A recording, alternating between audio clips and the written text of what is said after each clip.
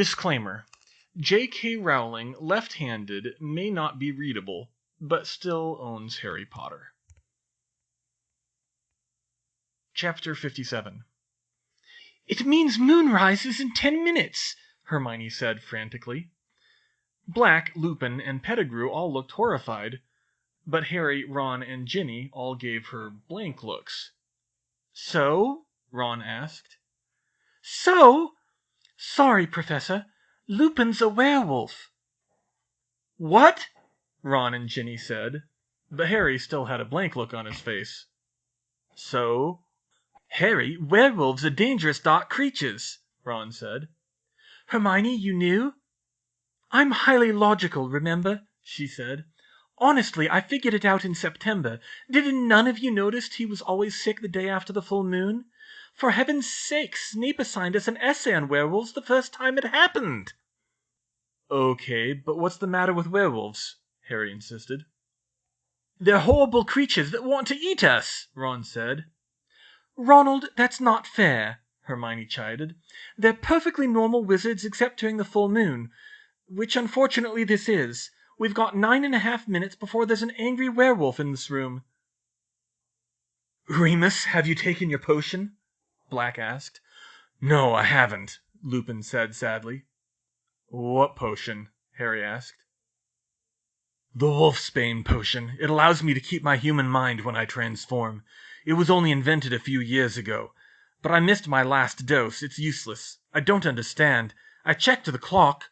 Full moonrise isn't this early this time of year. I was sure I had another half hour to get back." "This time of year?" Hermione said, wide-eyed. "Oh, Professor, time at Hogwarts fluctuates half an hour from day to day relative to the sun and moon. Don't you remember?" "Oh, Merlin," Lupin said. "How could I forget?" "There's no time, Moony," Black said. 9 minutes. We've got to get the kids out of here." "Padfoot, that's not enough time. They'll never get back to Hogwarts that fast." "They don't need to. They just need to get out of the shack." "No, the charms on the shack have worn off by now. Dumbledore told me at the start of the year. Moony will still be able to follow their scent trail." Black paled. "Oh no," he said. "Okay, we can do this. I'll stay behind and hold him off in dog form. You can come to get us in the morning." "Can we get Pettigrew back to the castle on our own?" Ginny said. "What if he tries to escape?" "Yeah, we might need you, Sirius," Harry pleaded. "I'm sorry, Harry. We can't risk Moony coming after us in the tunnel. We could stun him." "That would slow them down, even with magic," Lupin warned. "They'll already have to carry Ron." "What if we bar the door?" Ron suggested. "No, that'll never hold up against Moony," Lupin dismissed him. "Even with magic?" "Not for long enough. We'd need runes."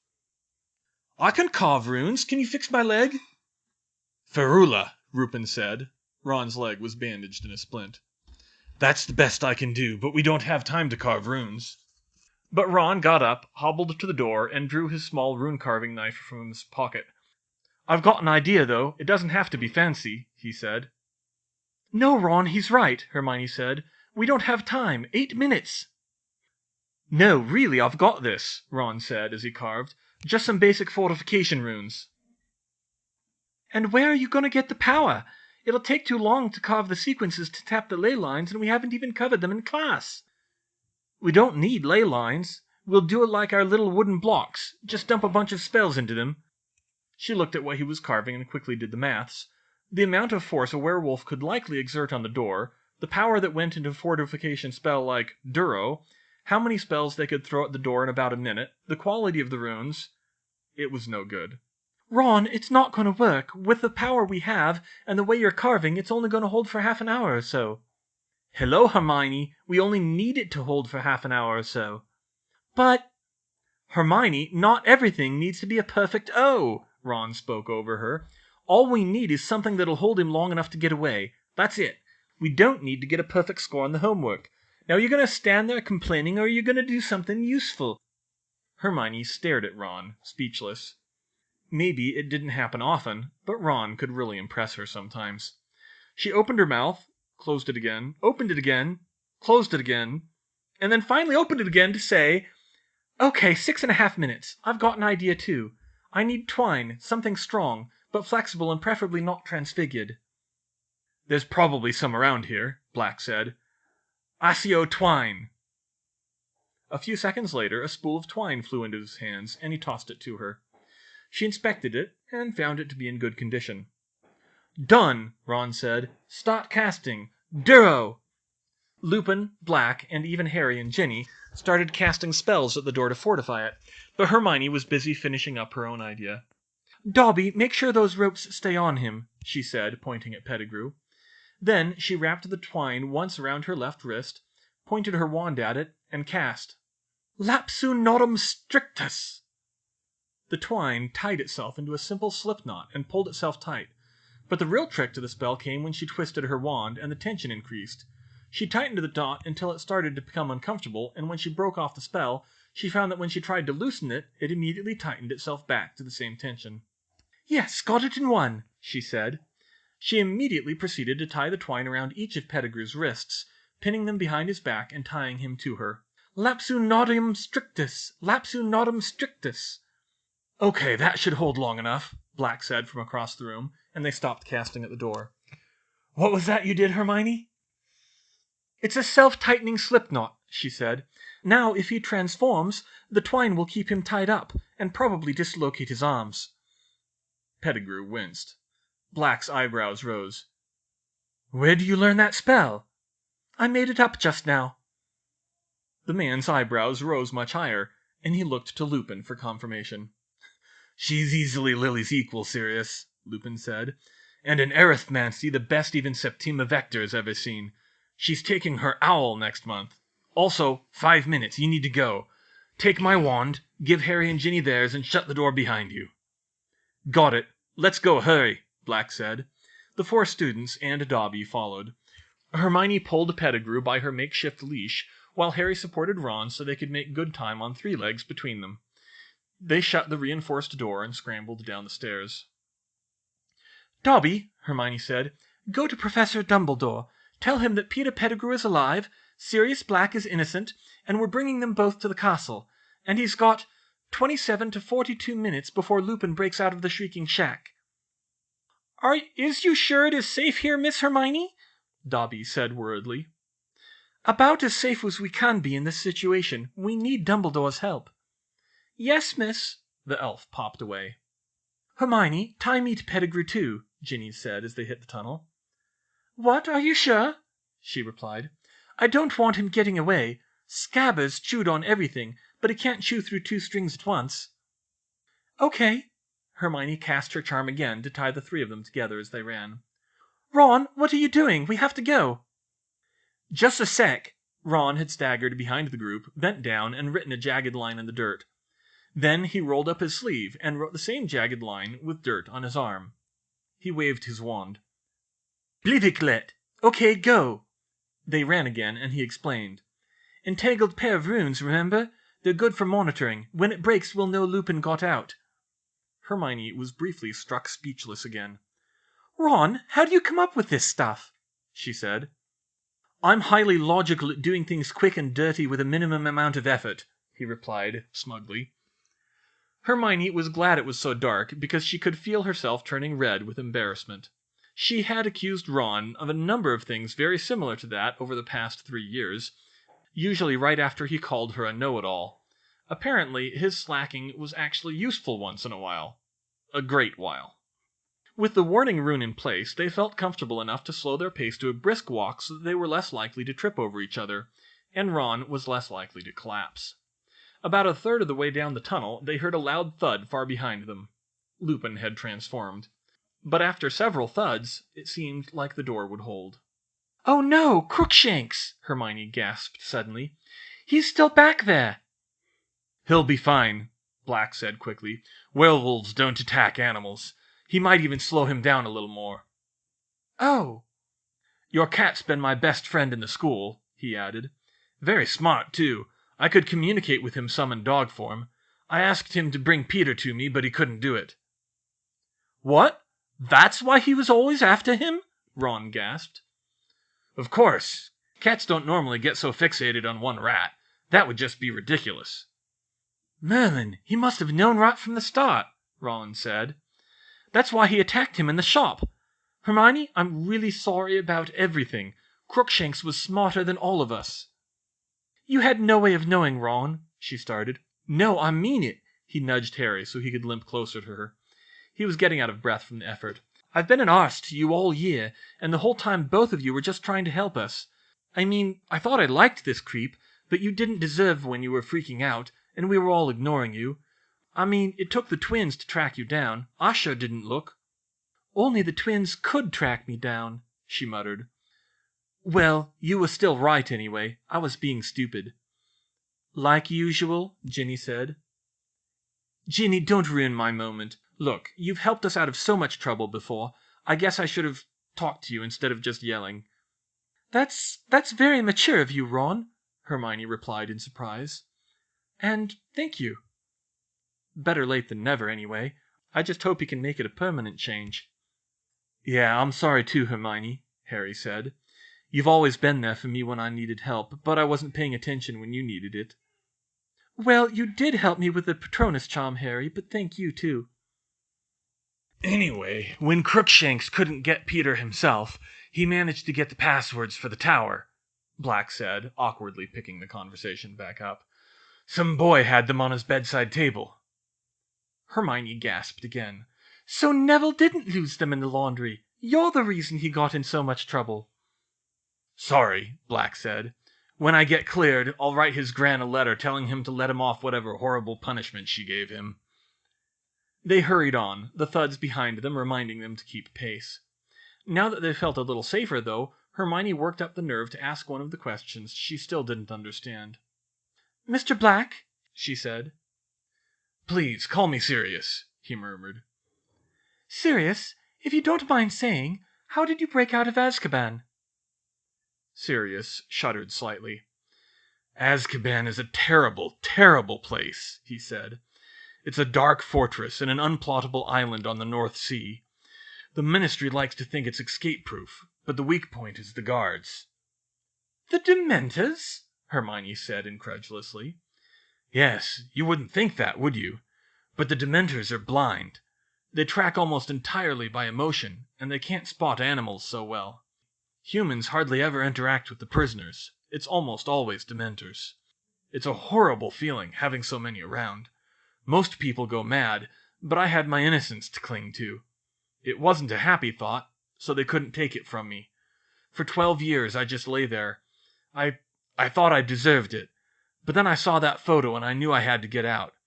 It was actually really simple. I still almost died, but it was very simple. I was very thin, even thinner as Padfoot. One night I slipped past them when they delivered my dinner, and managed to squeeze through the bars out the front door. Then I just swam to shore. Frankly, I'm still surprised I made it, but here I am. So why did you and my dad become animagi? Harry asked. We figured out Remus's secret in our second year. Transforming alone is harder for a werewolf.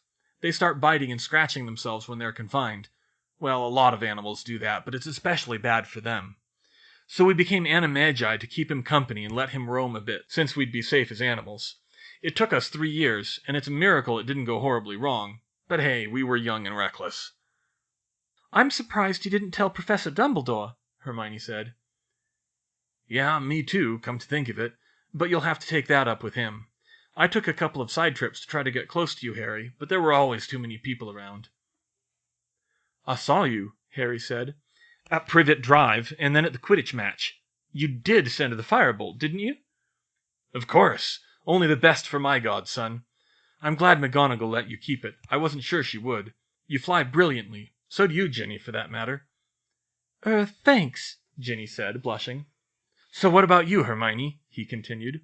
Impossibly good at arithmancy is one thing, but how does a muggle-born get an old family house elf? And why was he wearing clothes? Oh, that was Dobby. Harry and I tricked Lucius Malfoy into freeing him last year, and I hired him for pay.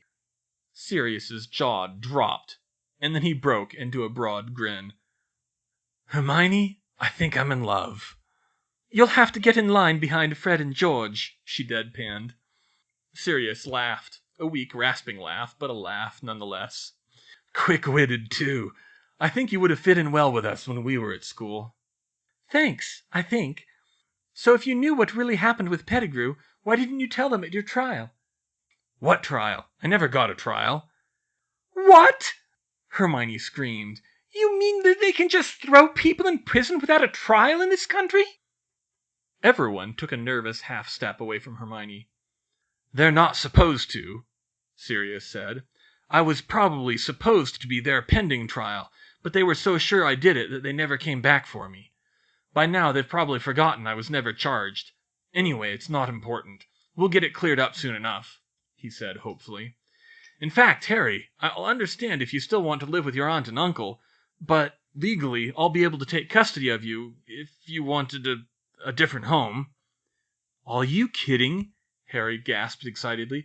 Leave the Dursleys? Of course I want to. Do you have a house? When can I move in? You mean it, Harry? Yes, I mean it. Hermione smiled in spite of herself.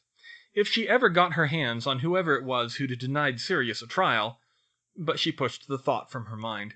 It looked like things were finally looking up for Harry. That was the important thing. They reached the end of the tunnel, and Sirius reached up and pressed the knot to immobilize the Whomping Willow. They climbed out, got clear of the branches, and started up the hill to the castle. And then Hermione's good mood vanished, and an icy terror descended. She knew that feeling by now. Oh no! They slowed and looked around, and the sight she saw felt like a spear of ice in her heart. Oh, please, God, no! Dozens of Dementors, probably the whole contingent on the grounds, were sweeping towards them from all directions. She remembered what Professor Dumbledore had said at the start of the year. Dementors are not creatures of nuance. They had been ordered to kiss Sirius Black on sight, and nothing would deter them from their prey. Certainly not words, not the fact that he was innocent, if they were even capable of understanding it, probably not even having to kiss anyone else who got in their way. Run! She screamed. Where? Ron yelled back. He was right. They were surrounded. Sirius clutched at his head and stumbled to his knees. Pettigrew could do nothing. Ginny looked faint, and Ron could barely stand. The Dementors were closing in fast. Harry, you have to cast your Patronus! She raised her own wand and focused with all her might. It was so much harder with the real Dementors bearing down on her, sucking away all her happy memories. Harder than anything a boggart could throw at her. Expecto Patronum! She cried. A white mist emerged from her wand, but no more. Expecto Patronum! Harry yelled. His attempt was no better. Harry, please, she said. You're going to free your godfather. You're never going to have to see the Dursleys again. You have to cast your Patronus. Expecto Patronum! Harry yelled. A white glow emanated from his wand and coalesced into a shield. Come on, Hermione, she told herself. Holiday with Mom and Dad, sitting around talking with my friends. Come on, you've done it before. Cast the spell. Expecto Patronum! The white light shot out from Hermione's wand.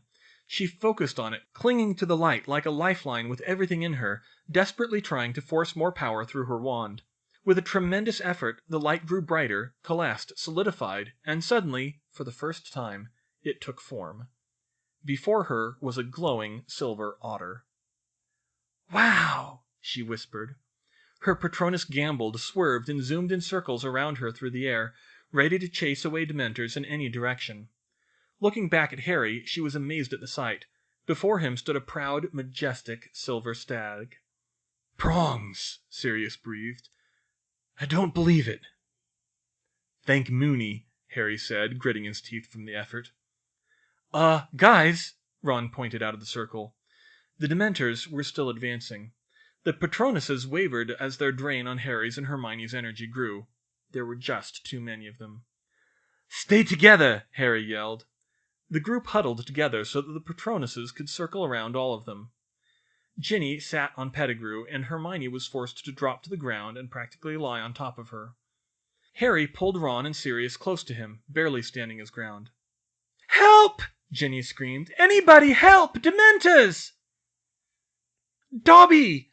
Hermione cried. Pop! Miss Hermione! Ah! Dobby, no! Stupid, his abuse is coming back to haunt him. Dobby, no! Get out! Get Dumbledore! But Dobby wavered on his feet for a moment and fainted beside her. Then the light of the Patronuses dimmed, and the icy tendrils crept closer again.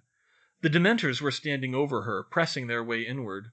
Hermione shifted her position, shielding Ginny and Dobby with her body and pressing her left arm over her own mouth. The silver otter grew pale and transparent and was forced to hover over them. She could just barely see Harry's stag flicker as it tried to protect him. Ron and Sirius.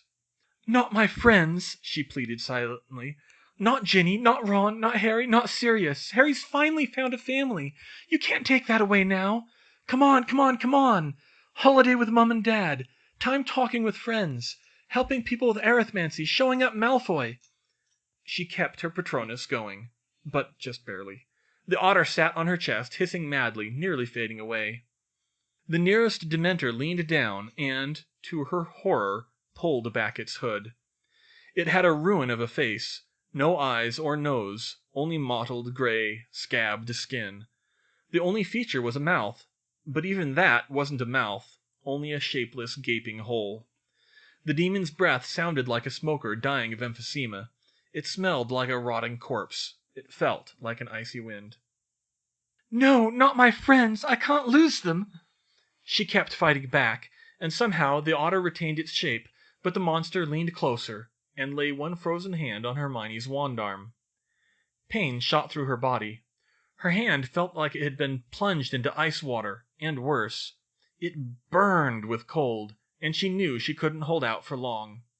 She squealed in agony while managing to keep her teeth clenched, and in her ears she heard Tom Riddle laughing at her. She knew her Patronus must fail any second, and she'd be done for, and then... Expecto Patronum! There was a brief whooshing sound, and then wham! The Dementor was blasted away from her by a blinding white streak.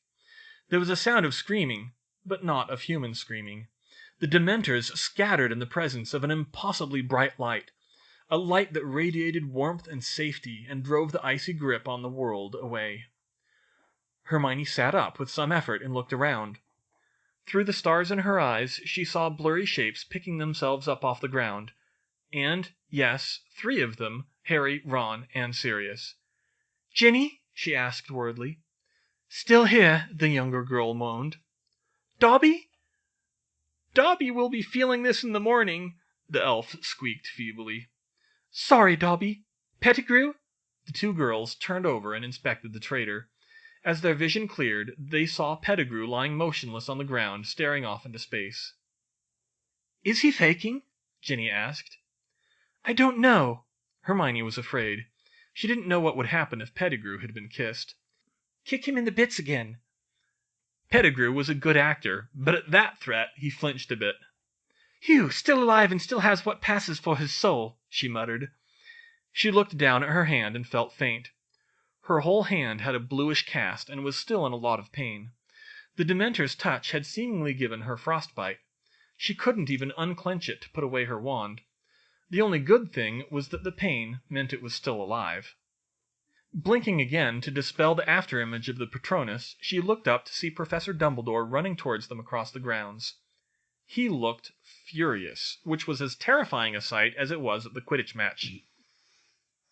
"Cornelius, I told you to call the Dementors off!" he roared. A man behind him, in a lime-green bowler, flinched.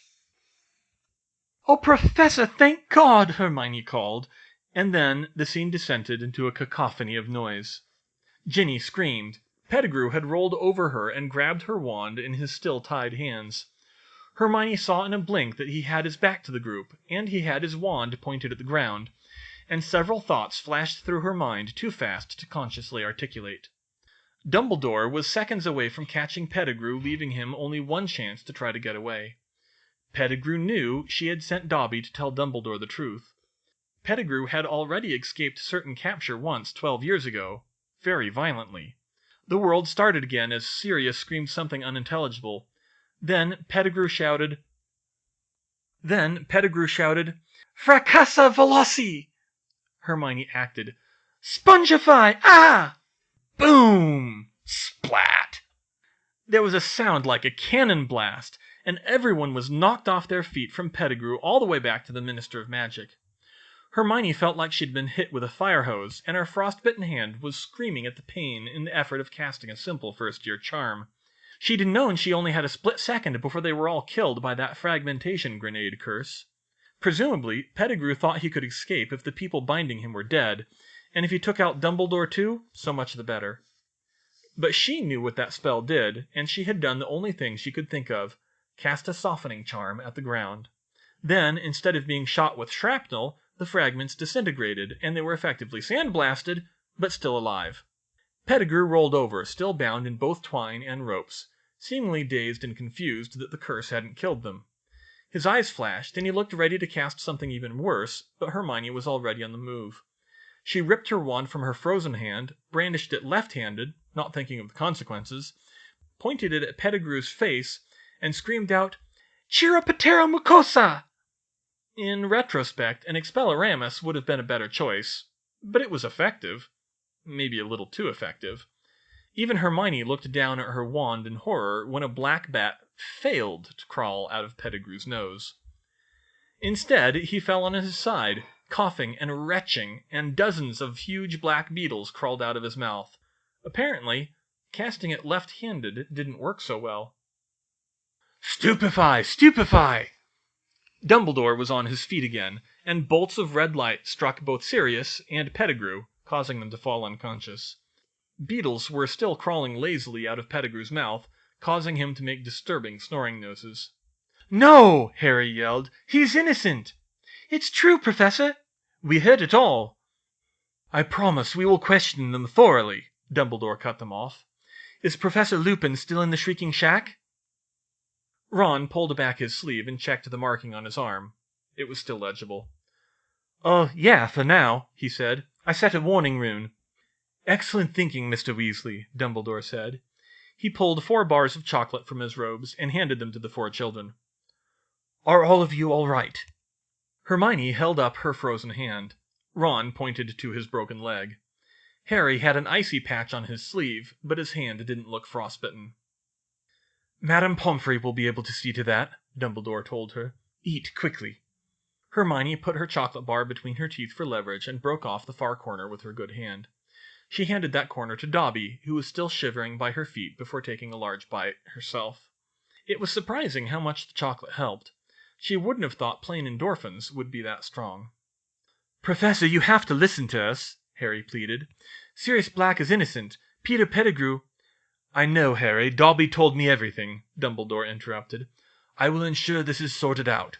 However, the minister—" "Albus, what the blazes was that?" Cornelius Fudge said as he reached them. He stopped cold when he saw the 2 unconscious men. "Merlin's beard! It is Pettigrew!"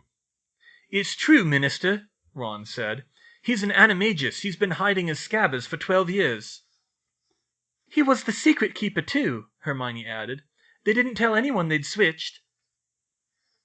"Pettigrew used that spell," Harry started. "Ah, no!" Ron interrupted. He held out his arm. The warning rune turned into a smear of mud. "What is it, Mr. Weasley?" Dumbledore said. "Lupin just broke out." "What?" Fudge said. "What are you talking about?" "A werewolf will be here in several minutes, Cornelius. Do not fear, I will stop him. All of you need to get back to the castle immediately. Go to the infirmary. Dobby, get another elf to help you levitate these 2. "I've got it, Professor," Hermione said. "Sonia!" Pop! Since they were back on the grounds and her shift was over by now, Hermione knew she could call her other close elf friend. "Miss Hermione, eek, Sirius Black!" she cried. "No, it's okay, Sonia. I'll explain later. Help Dobby with these 2. We have to get up to the castle." The 2 elves levitated the 2 unconscious wizards, and then all of them ran up the hill. The elves weren't as fast on their short legs, though, so Hermione picked Dobby up and let him climb on her back with his arms around her neck. "Ginny, get Sonia," she said. They must have looked a strange sight. 4 kids, with 2 elves riding on their shoulders, the Minister for Magic, and 2 unconscious criminals racing up the hill to the castle. Harry and Ron were now the slowest of the bunch, especially on the rough ground. Ginny shifted Sonia around so she could support her brother's other arm. Meanwhile, Dobby was talking at a mile a minute, trying to explain to Sonia what was going on. When they reached the clock tower courtyard, they suddenly heard a loud howl from down the hill, followed by a series of yelps accompanied by flashes of red light, and then all was silent. They stopped to take a breather. They seemed to be safe for now. The minister was staring at the two prisoners in awe. "You caught him! You actually caught Sirius Black?" Hermione spun around to face the man. He looked the same as he had in the Three Broomsticks that day. A short, portly man with a lime-green bowler and the air of a politician. And then, as the heat of battle dissipated, Hermione's anger found an outlet. "You!" she screamed hysterically, running up to him and getting uncomfortably close to his face. Fudge took a nervous step back. "What the buggering hell were you thinking, putting Dementors around a school? They didn't make us safer. They would have kissed all four of us just for being with Black if Dumbledore hadn't shown up. What if we'd been hostages, huh? I nearly got my bloody soul sucked out because of your bumbling. Harry Potter nearly got his soul sucked out. Wake up, Fudge! You don't use demons from the pits of hell as guards when they can't even tell the innocent from the guilty!" "Miss Granger!" She stopped and spun around once again. Dumbledore was back. "Dumbledore, control your student!" Fudge shouted. "She's gone mad!" "Miss Granger, please calm yourself," Dumbledore said. "You need to rest until you are more collected." Hermione jumped back, horrified at what she'd just done, even if it was deserved. I'm sorry, Professor," she said, looking down at her feet. "I don't know what came over me. After everything that's happened tonight, I just lost it." "I understand, Miss Granger. You've just been through a traumatic experience. I would deduct points for shouting at the minister, but I would have to give them back again for your exemplary show of magic. And Cornelius, while I can't condone Miss Granger's method, she does have a point. I warned you of the dangers of posting the Dementors here." "And I told you it was the best way to find Black," Fudge said imperiously. "And it worked, didn't it? We've found Black." "And the Dementors also attempted to kiss 4 innocent children," he said. "You saw it. If Miss Granger and Mr. Potter had not performed an extraordinary feat for 3rd years by casting Patronus charms, as you also saw, the boy who lived would now be short of a soul right now." Fudge paled. "Well, that is quite a serious problem, yes," he said nervously. "They'll have to be dealt with accordingly. Although it can't have been that close." He spun at once. "I'm not convinced I saw any Patronus out there besides yours, Albus. But it's not important. Now that we have these two, we won't need the Dementors here anymore." He pointed at Sirius and Pettigrew. "And moreover," Dumbledore continued over Fudge's objection, "it was not the Dementors who found Black, but Miss Granger and her friends in what is sure to be a very entertaining story. It seems that Sirius may not be as black as he is painted." Fudge didn't laugh at the headmaster's joke. "The word of an elf, Albus?" Fudge said skeptically. "You must know that carries no weight in court." "What?" Hermione hissed in surprise. Dobby just shook his head when she looked at him. "But you must admit, Cornelius, with Pettigrew alive, it is clear that we do not fully understand what happened on the 1st of November, 1981. That alone should be enough to rescind the kiss on sight order pending a full investigation of both individuals." "Albus, you can't possibly think that Black is innocent," Fudge replied. "I saw him laughing in the middle of the street myself, and now it's clear why. These two are working together." "No!" Harry yelled. He dropped Ron, who staggered and leaned on Ginny, and ran up to Fudge. "Minister, listen! Sirius Black's innocent. Peter Pettigrew did all of it." "But surely it must have been a conspiracy. You yourself said Black had an ally, Albus." "An ally?" Hermione said in confusion. "Oh no, the prophecy! You think Black is the second servant? He's not. He's completely innocent. He never worked for Voldemort at all." "Ah, that's enough, girl," Fudge said. "I let you carry on because you're clearly traumatized and possibly confounded, but—" "I am not confounded!" she screamed. "Sirius is innocent!" "Miss Granger, please," Dumbledore said soothingly. "I know that you heard the words 'the prophecy' from your friends. It spoke of 2 servants. How do you read it?" Hermione took a deep breath, determined not to go off again, no matter how infuriating Fudge got. "I don't know, sir, but I tied up Pettigrew with a spell I made up tonight," she said, and things started to click into place. "That would make him the servant who was bound by spells unknown. Professor, do you think that what Professor Trelawney gave was a real prophecy?" "I do believe so, the second of her career. Perhaps I should give her a raise. But please continue." "Well, the other servant was supposed to escape before midnight. Of course. You just have to hold Sirius until midnight, and that'll prove he's not the other servant. That should be simple enough. I don't think that the one who escapes was ever here in the first place." Dumbledore looked grave at the news, but he said, "Very well. We will hold Black here until midnight. Cornelius, you may of course bring ours in to question him at your leisure." "Do you really think that's necessary?" "Minister, all you need to do is question Pettigrew under Veritaserum," Harry said. "Might as well question both of them," Hermione added. Dumbledore gave the minister a piercing gaze. His eyes weren't twinkling at all now. "Surely that cannot be a problem, Cornelius," he said. "It can only reveal the truth. You do wish to be known for upholding justice, of course." Hermione guessed this wasn't such a good time to bring up the fact that Sirius hadn't got a trial, so she held her tongue. "Oh, very well, Albus," the minister grumbled. "I'll send for an interrogator at once. And suspend the kiss on sight order, but I'm telling you you're wasting your time." He walked off complaining to no one in particular. "Very good," Dumbledore said. "Now, you really must get to the infirmary. I have my assurances that both Black and Pettigrew will be questioned, and as Chief Warlock I will ensure that justice is served for both of them. If you are indeed telling the truth about everything, I should be able to smooth things over with the minister soon enough." Much relieved, the foursome trod up to the hospital wing with Dumbledore levitating Sirius and Pettigrew in tow. "Thank you, sir," Harry said as he caught his breath. "Yes, thank you," Hermione added. She felt the weariness overtake her as the adrenaline wore off, and she hoped she could make it up to the hospital wing on her own. "Bloody Dementors," she muttered to herself. "Damn them all back to the hell where they belong. Good God, the minister could have murdered somebody just for political points." She trailed off, not wanting to say out loud what she was thinking. She was starting to wonder if she actually wanted to stay in Britain.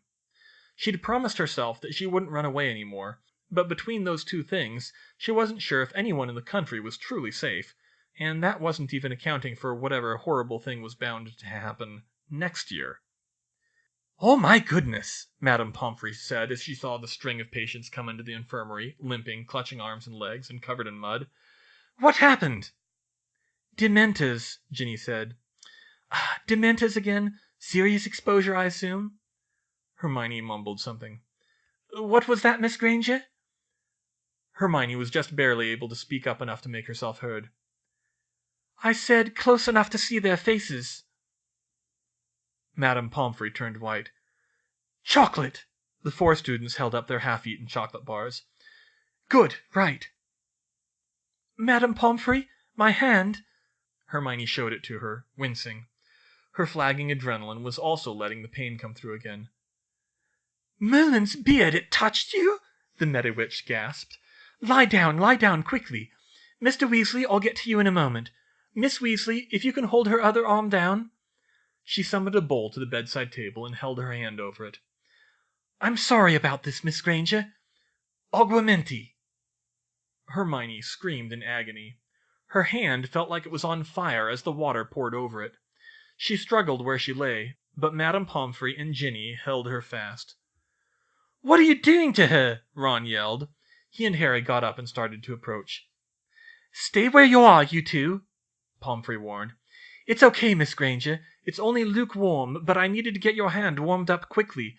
Direct contact with Dementors can do serious damage if it's untreated." She waited until Hermione stopped thrashing enough to hold her hand in the bowl of water, and broke off to attend her other patients. Harry and Ginny only needed rest, but Ron's several dog bites and broken leg needed a bit more attention. Finally, she turned her attention to the two unconscious men, one of whom was still crawling with beetles. Hermione was a little surprised he hadn't started choking by now, but either way it didn't look pleasant. "Sirius Black!" she gasped. "You caught him, and Merlin's beard? Peter Pettigrew, how?" "It's a long story, Poppy," Dumbledore said. For the moment, can you reverse the hex on him?" Madame Pomfrey tried a couple of general counterspells, but they wouldn't stick. You could probably do that better than I could, Albus. Do you know what he was hit with?" she asked.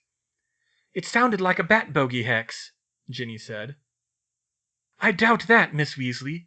Those are neither bats nor bogies." It was," Hermione said, embarrassedly.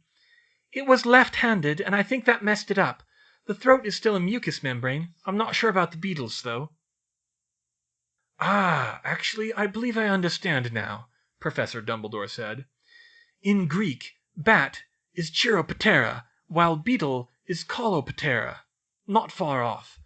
Accounting for that, it should be simple to devise a counterspell." He waved his wand in a complicated motion that must have been an improvised counter-curse, and Pettigrew immediately stopped coughing.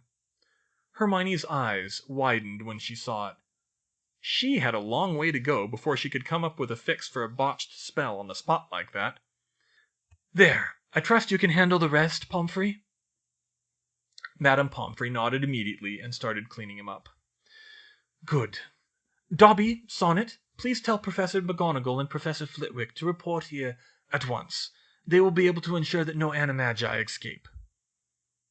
"Yes, Headmaster Dumbledore, sir," the elves said in unison, and vanished. But even before those two professors arrived, into the hospital wing rushed Septima Vector. "Hermione!" she gasped, making a beeline towards her favorite student. "Are you all right? Fred and George Weasley are telling all the teachers you were attacked by—" She stopped when she saw the black-haired man lying on a nearby bed. "Sirius Black! They finally caught the murderer!" "What? Just what?" Hermione blinked in confusion as she realized just how far behind the curve her teacher was. "Professor Vector, I'm—" She lifted her frostbitten hand out of the water and felt slightly sick. It wasn't blue anymore, but it was red and painfully blistered all over. "Easy there, Miss Granger," Madame Pomfrey interrupted. "You'll need to keep the skin protected while it heals." She took her hand and, with a feather touch, began spreading a salve on it, then wrapped it in bandages and finally placed it in a sling against her stomach. "Professor, this isn't what it looks like," Hermione said to Vector, wincing while the Medewitch worked. She pointed to another bed. Vector gasped again. Is that Peter Pettigrew?" "Yes, ma'am. Do you remember how I said something didn't make sense about Pettigrew's death?" Now Vector blinked in surprise. "What? Just what?" "Yes," she said. "And I take it that was because he wasn't dead?" "Yes, ma'am. He faked his own death with that explosion. We barely stopped him from doing the same thing tonight. Sirius Black is innocent." Professor Vector's mouth just hung open. "We figured out which one of them was telling the truth, and then I invented a spell to keep Pettigrew tied up because he's a rat animagus. And we came back here, but then when we got back the Dementors—" But that was too much. As she tried to retell the story, Hermione's composure failed completely. She could handle most things a lot better than she could last winter, but Dementors were another matter. She wrapped her good arm around her teacher and cried into her shoulder. "I'm sorry," she said softly. It was just awful. It almost makes me want to go home and not come back here." "Hermione? They came after all of us, the Dementors. They almost got us. I would have been kissed if I hadn't managed to cast a Patronus." Vector was struck between horror and amazement. "You cast a Patronus?" "Yes, it was an otter." "You cast a corporeal Patronus?" "Yes, and they still nearly wore me down before Dumbledore got there. Fudge was insane, putting those things around here. And then Professor, Sirius never even got a trial. I feel like I'm living in a banana republic. Am I wrong, Professor? Am I wrong for not being sure whether I want to come back here next year?" Vector could barely understand what was going on, and she had no idea what a banana republic was, so she just wrapped her arms around her student to calm her, being careful of her injured hand. It took several minutes of confused explanation from Hermione's friends and the headmaster to make it clear what had happened, and Vector was furious by the end of it. If she were 14 years old again, she'd have half a mind to yell at Fudge for a while herself. Not only had an apparently innocent man had spent 12 years in Azkaban without a trial, and the real killer spent the past 7 years living in Hogwarts as a pet rat. But the Dementors had tried to kiss 4 children. And it was only through months of effort on Harry's and Hermione's parts to learn the Patronus charm, in Hermione's case solely to keep the nightmares away, that they held out against them. She remembered their discussion in February, the existential horror of even the possibility of the destruction of the soul.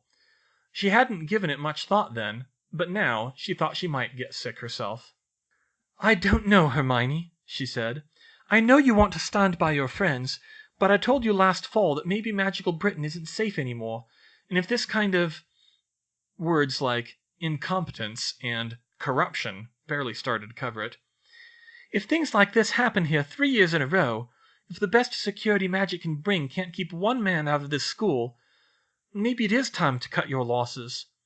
Honestly, I'm not even sure what to tell my grandniece Georgina now."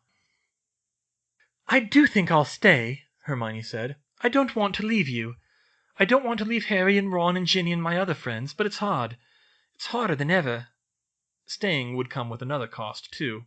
Her parents could never know what happened. She would have to pretend everything was perfectly fine this year if she wanted to return. Echoing across the grounds, the clock struck midnight. Dumbledore looked at the still sleeping Sirius for a moment, and then, seeing nothing interesting happen, nodded solemnly. "Well, midnight has come and gone without incident. Oh, and I think under the circumstances, the 3 of you can be excused from your astronomy class. It seems that you were right, Miss Granger. Black was not the servant who escaped, nor indeed was that servant on the grounds at all." "Sir, that prophecy said the other servant would go back to Voldemort," Harry said worriedly. "What?" Vector gasped. "It did, Harry," Dumbledore said. When he didn't elaborate, Harry said, "Well, isn't that bad?" "Yes, it is very bad. But I have long suspected that Voldemort would one day return. That is no great secret. We have yet some time before he could possibly make any moves. In any case, I think that the more pressing question is, since we have both Black and Pettigrew, who was the servant who escaped?" "Who was it, then, Professor?" Harry asked. Dumbledore was silent for a long moment before he finally answered, "I wish I knew." Cornelius Fudge was worried. He already had one scandal on his hands, and another possible one brewing. It was too late to cover up the mess with the Dementors. Honestly, he had never imagined they would attack children. And then there was Black. If he turned out to be innocent, it could be disastrous to him. He could pin a lot of it on Barty Crouch, of course, but he himself had testified against Black 12 years ago. He had been the prime witness, in fact. He could still remember it, Black laughing in the street. And now Dumbledore said it wasn't the laugh of an evil maniac, but of a nervous breakdown. Oh, how he would like to be able to sweep the whole thing under the rug, Fudge thought. But no, Dumbledore was too deep into it now. He would demand a full investigation, and he wouldn't accept any funny business. "No, I need to get in front of this," the minister thought, and immediately began scheming.